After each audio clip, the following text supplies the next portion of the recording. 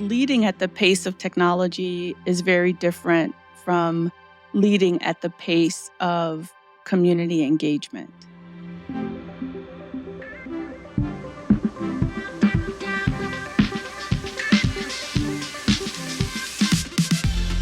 We're all aspirational when it comes to improving our work environments. But what are the metrics of success? How do we measure that? I am Dr. Millicent Ruffin. I have worked with Corning for 21 years. 21 years, check the math. I'm so happy today that we're talking to my good friend, Dr. Millicent Ruffin, a visionary leader and the driving force behind community development for a Fortune 500 company worth over $20 billion.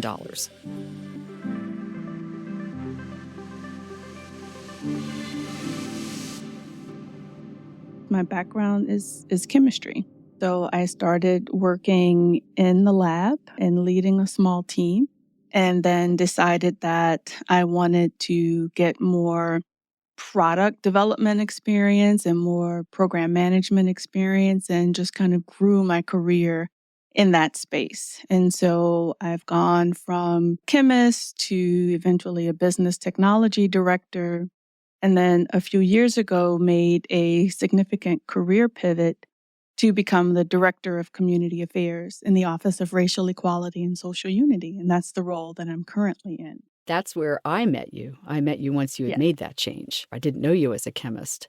I think so much of what we do, and really, what a PhD is all about, is learning how to solve problems. And as you progress through your career, certainly you develop subject matter expertise. And so you develop that leadership and that experience within a specific area. But what you also learn is how to find, failure modes, and you learn what to look out for. But primarily you learn strategy. And the most translatable skill from technology into the Office of Racial Equality and Social Unity was strategy. And how do I create a plan from just white space? Because when we created this office, there was not a role model. There was not a map of, here, you can build it off of this. Right, you were the first director, right? Mm-hmm. You were the first director of it, yeah. There were a lot of companies entering this space at the same time. But when you work in the community, everything is unique to the community that you're serving. And so, everything we had to do had to be built off of the community that we were serving. I love that you had to build a team, because this is something I really relate to. Something that I learned because I didn't know what else to do. And I didn't know about strategy and how to create that. Luckily, found people who do and did. But how did you come to finding your heart in your strategy, I guess I want to say, or in the way, your modus operandi, right? To become an effective, compassionate leader. Like, where did that come from for you? I think I'm still evolving into that. I think that was a particular leadership challenge for me, because leading at the pace of technology is very different from leading at the pace of community engagement. And the sense of urgency that I felt, because I'm serving communities where there is a lot of need and communities that I empathize with, I am very driven by that. But there's a very different pace than there is, say, in the consumer electronics market. And so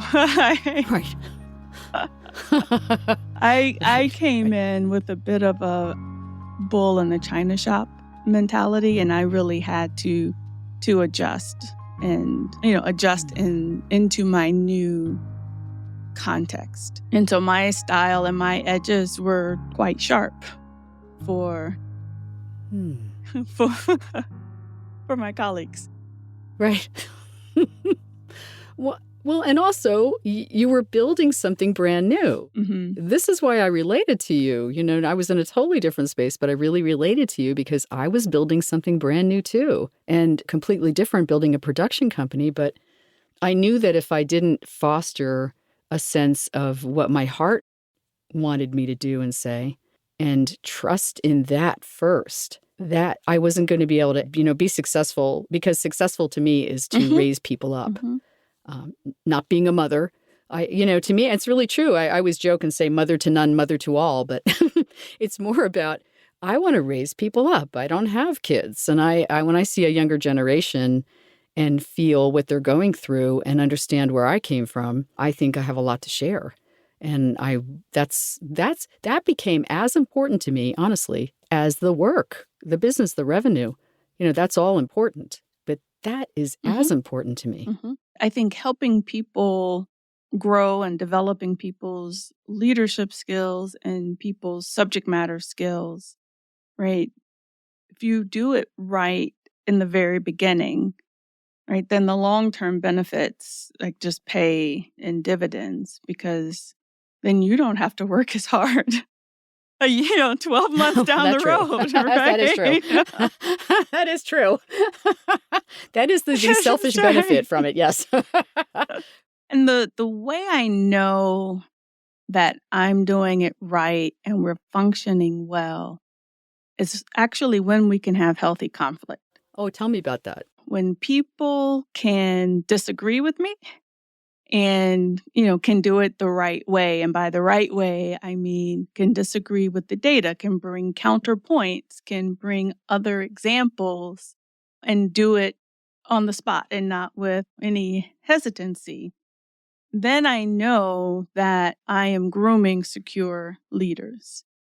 But if we're in meetings Wow. and I see people afraid to make eye contact and afraid to speak up, then I know that I'm coming on too strong. I need to back up and make space for people to put their opinions out and to give them some safety to emote. The safety, right. So that's such a huge thing, because I know unless I feel safe, I can't step forward into anything. Yeah. And knowing the signs and knowing what to look for is the key. So I just want to hit on this because I think it's important, and it's something we say in the Vital Voices podcast, which is so amazing. And we're going to talk about that too. Corporations using their power for good. So what was really your inspiration, though, for trying to leverage podcasting as a means to support your work or to get this message out? Yeah. The impetus for even starting a podcast was during the election process. And in our small little town of Corning, New York, there was a protest on one of the main streets, or the main street. We only have one. And it was during a Trump rally and a Black Lives Matter rally that were happening at the same time.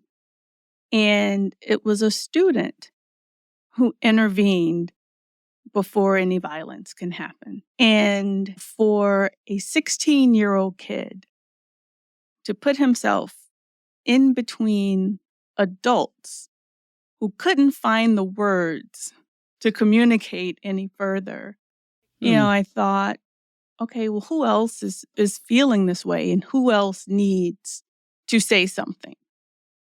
And so we pulled students together and gave them an outlet to use their voice about things that were happening around them and happening to them, but everyone was in lockdown and we could do nothing about it. And so the podcast did several things. It was an avenue for students to come together and take action, and it was a vehicle to share their voice, outside of their small community. So that's how we got started. Right. And then, what we do with education is one part of the work of our office. And so we started thinking about how else can we share? What other things can we amplify with this vehicle? And that's how we evolved to moving from Amplify Voices, which focused on students, to Vital Voices, which really focuses on the communities that our corporation is serving. Black men have had the highest chances of being diagnosed with CRC and dying from it compared to everybody for more than 30 years. It's making sure that if a person does find themselves in a situation where they're asking for help, that it's provided. Disproportionate health outcomes, Bias. lack of representation in medical research. I'm Sissy Siero. And I'm Millicent Ruffin, here at the Office of Racial Equality and Social Unity at Corning Incorporated. And so, in our current political climate, when we say corporations can use their power for good, it's really become quite politicized, right? Because good is a very relative term. And my dad used to always quote, good is relative. It's like saying this or that. Good are the things that go with my Constitution, and bad are the things that go against it. And so when we say that we're sharing ways that corporations can use their power for good, we're talking about Corning's activity in the community that show that Corning cares about the whole life of its employee. And when a company takes the time to invest in a community, to do things like ensuring that the community has childcare services or that the schools are in quality facilities. And safe. And safe, or that the local economy can support a diverse workforce with many, many talents, then that company is also securing a workforce for itself, because we're looking at everything in the life of that employee. And so that's an example of what we mean around how corporations can use their power for good. And as we were talking about this season of Vital Voices, where it'll be out in the fall of 2023, talking about health equity and some of those areas of distress and just how it was affecting people medically. And I was, ignorant to some of it, and I was shocked that I was. It's this such an important message to get out there, because this is touching everything. I mean, because I feel like Corning's being bold. They're like, go for it. Millicent, do this, because this is important to people's lives. I mean, the thing is, we're not taking a stand. We're having people share their experiences. Right? Right. And these are stories of people's lives. And, if nothing else, our goal is, if you find yourself in this situation, here are some things that you can do, right? Take a friend with you. Right. Ask for an advocate within the hospital. Ask for the social worker, the hospital social worker, to come in with you, right? And so it's really just giving people the resources, that they can use to help themselves. There's one story that's shared through a doctor's perspective. So we talked with doctors in the Health Equity Center from Sloan Kettering, and she shared the story of a woman who was having some heart problems. And the solution was a straightforward procedure to have a defibrillator surgically implanted. But there would be some physical signs that she was wearing a defibrillator. And the patient was hesitant to do so because she didn't want any outward signs at work that she may not be able to fulfill the duties of her job. And so, I think about other people who are able to wear, you've seen those implants for people with diabetes that allow them to just hold their phone to the patch and get their Right. sugar levels measured, right? And what a privilege that is, right? To be able to wear that without any concern. And this is something that was threatening her life, that there was, a very straightforward procedure that could let her live, without any complications Yeah. going forward. And, she had a whole host of non-medical, non-insurance related considerations that she had to contend with. Right. And that's the part around like health equity and social determinants of health that we're really amplifying in this season of Vital Voices, because these are all the things that impact people's quality of life and their ability to go through their day-to-day lives with minimal disruptions and, and a high quality of life that we all take for granted. Yeah. Right. Right.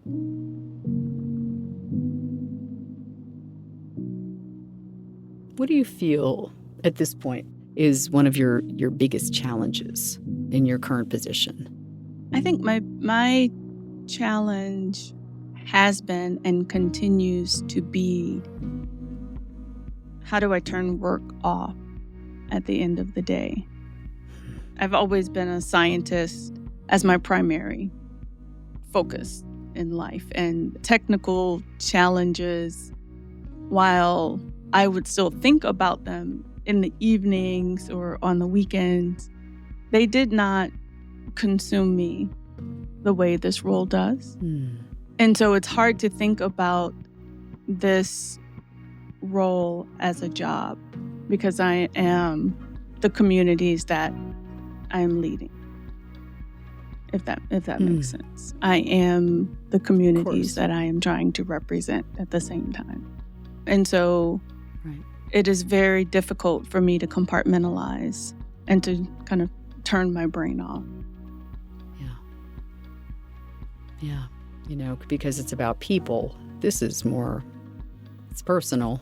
It affects your very life and the life of your loved ones.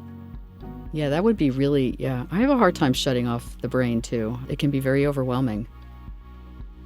Yeah, I feel like we have been forced into positions of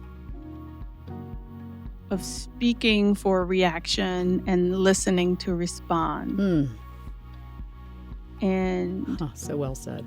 And that severely limits compassion and empathy, our ability to relate to one another as humans and to find middle ground. And, that's how we move forward with any kind of unity in this country, in my opinion. I grew up in the 70s in South Carolina. And in the 70s in South Carolina, my world was Black. And it was wonderful and it was affirming. And a lot of times when I say that, people conjure images of poverty and hard times. And that's not what it was, right? It was me being surrounded by people who loved me and wanted the best for me and who affirmed me every chance I got and put no limits on me, right? And so imagine growing up and people all around you telling you how great you are. Like that's what I grew up in, right? And so if you think about that environment, like I always felt seen and heard growing up. And then I went to a predominantly white college and people were like, "Who are you? What are you doing here?" And I'm like, "Oh, who are you? And why don't you know about me?" Right? And so I'm like, "Wait, no, let me tell you who I am." And so that's why a sense of belonging is so important.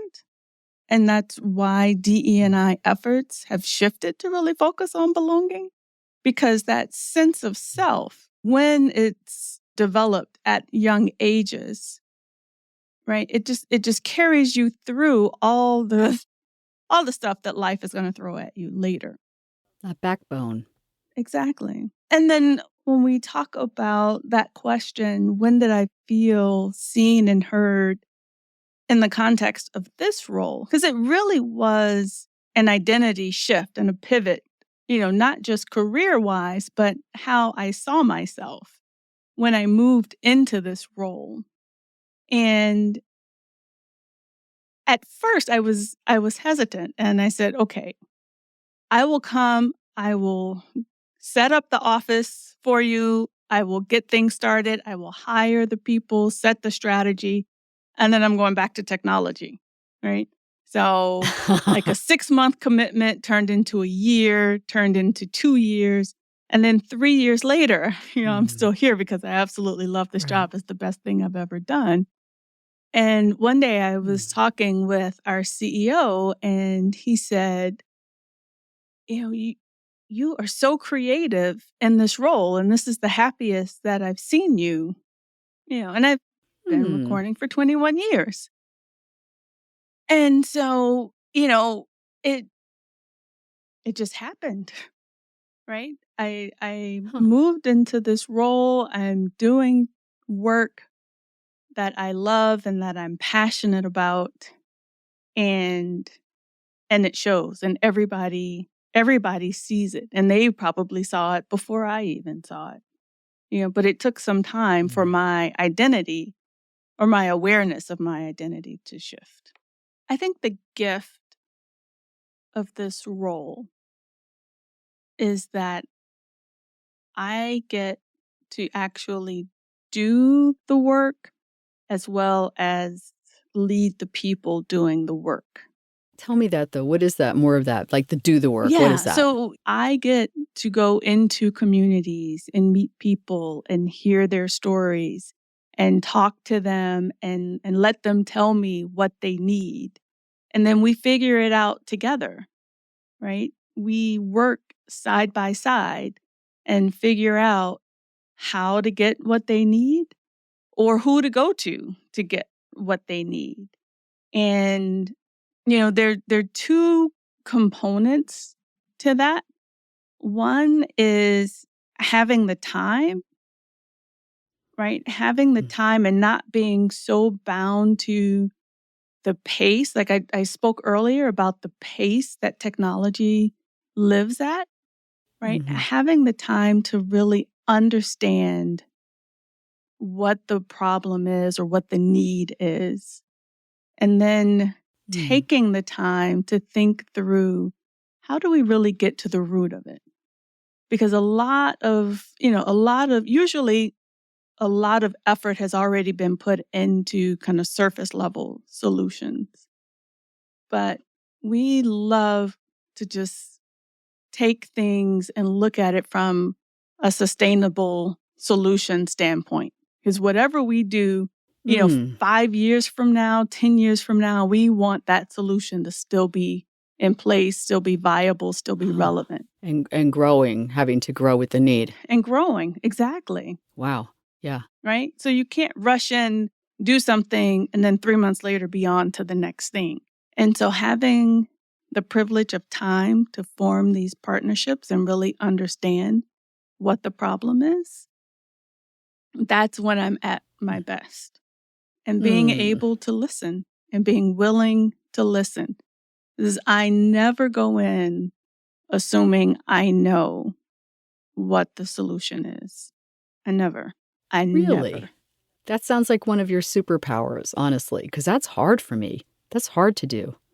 It's hard to be vulnerable to the unknown with the understanding that we can change things or bring whatever could be needed. I think that the problems that we're going after are really intractable in some regard. And if we go in with top of mind solutions, they're guaranteed to fail. And so, because if you look at just the racial wealth gap in this country, it hasn't budged in 75 years. And so there is nothing I'm going to come up with as an individual that's going to change that. I know that. So whatever we do, it's got to be different than A, B, or C that I thought about the first time I heard what was happening. Did you learn that? Did you have to learn that? Or was that just an innate, had a vibe for that? Right away? A little bit of both. A little bit of both.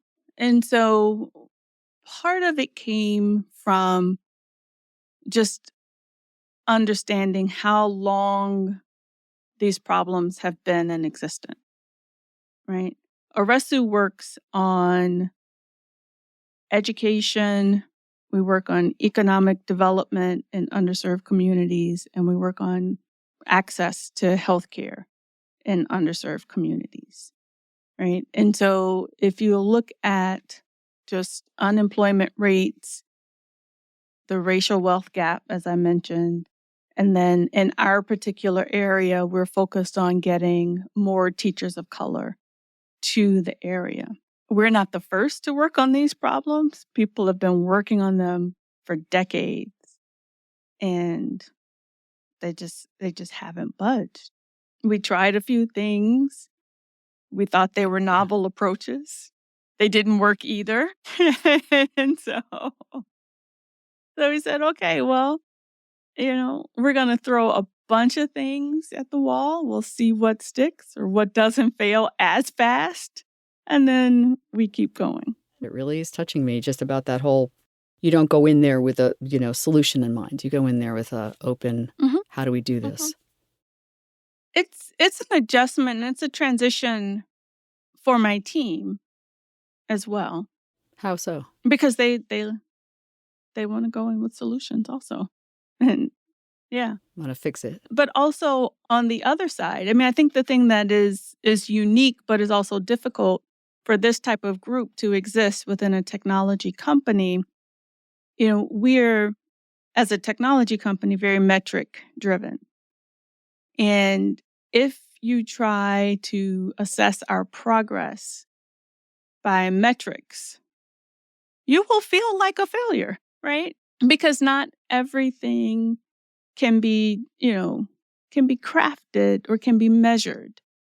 And so we created an emergency fund for people in North Carolina who are either in transition housing, like going from homelessness to housing, or it's an emergency fund geared towards housing, and it can cover certain things. I'll put it like that. There are parameters, but we have some discretion.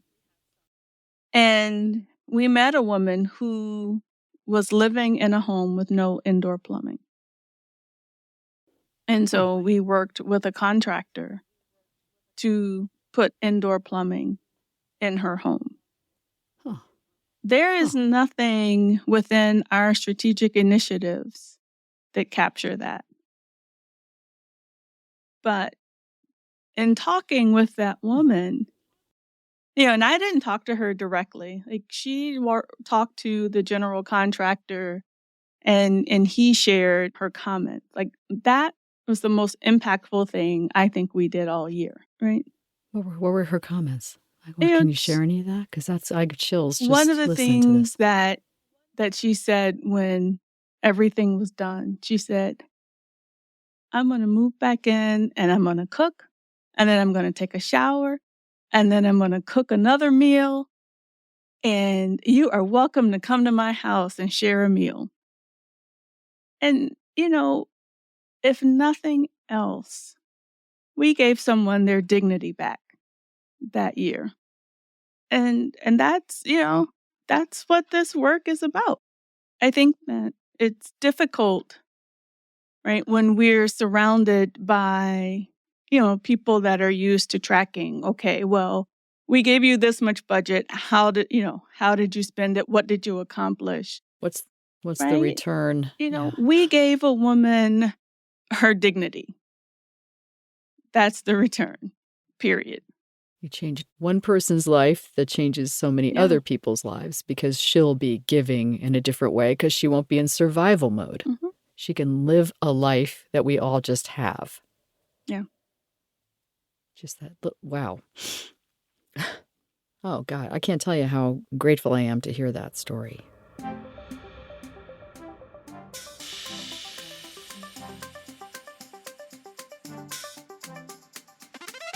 A heartfelt thanks to Dr. Millicent Ruffin for spending her time with us and sharing about her mission. Please be sure to check out the second season of Corning's podcast, Vital Voices. It's coming out this fall and produced by us here at Siero Media. It's stories about real people and how their lives are affected by companies focused on being a force for good. There are no metrics. There is no way to measure the breadth of someone's heart and the quality of their life and the joy we feel. How do you measure any of that?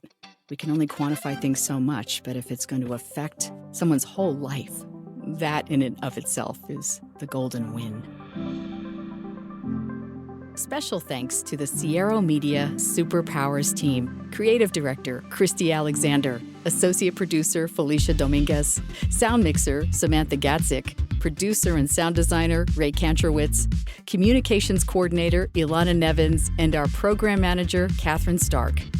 For a full transcript of this episode, visit our website, sieromedia.com/podcast. And if you haven't clicked like or subscribe yet, you're really missing out. We've got a great slew of Superpowers at Work episodes waiting there just for you, wherever you get your podcasts. I'm Sissy Siero. Be well.